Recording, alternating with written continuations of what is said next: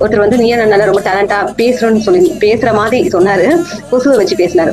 அதாவது எப்படி நீங்க வந்து ஒரு மனுஷனையும் ஒரு நாயும் கம்பேர், அதாவது 6 அறிவு உள்ள ஜீவனையும் 5 அறிவு உள்ள ஜீவனையும் கம்பேர் பண்ணக்கூடாது அப்படின்னு நீங்க சொல்லியிருக்கீங்க. அதே மாதிரி 5 அறிவு உள்ள ஜீவனும் கொசு 4 அறிவு உள்ள ஜீவனையும் கம்பேர் பண்ணாதீங்க.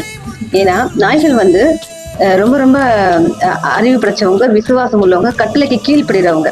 அதனாலதான் அவங்கள வந்துட்டு நம்மளோட ஒரு ஃப்ரெண்ட்லியா பழகுறோம். பிளஸ் அவங்க வந்து ராணுவத்துக்கும் போலீஸ் வேலைக்கும் ஏன் எடுக்கிறாங்கன்னா நாம சொல்றது அவங்க செய்வாங்கன்ற ஒரு ரீசனுக்காக தான் எடுக்கிறாங்க. இதே நீங்க வந்து கொசு எடுக்க முடியுமா? அவர் சொன்ன மாதிரி கொசுக்கு வந்து ட்ரைனிங் கொடுத்து நீங்க வந்து இதுல மிலிட்டரிக்கும் போலீஸ்க்கும் அனுப்பலாம்ல. ஏன்னா கொசுவால அதை புரிஞ்சுக்க திறன் கிடையாது. ஆனா டாக்ஸ் அப்படி கிடையாது, அவங்க திறமை இருக்கு.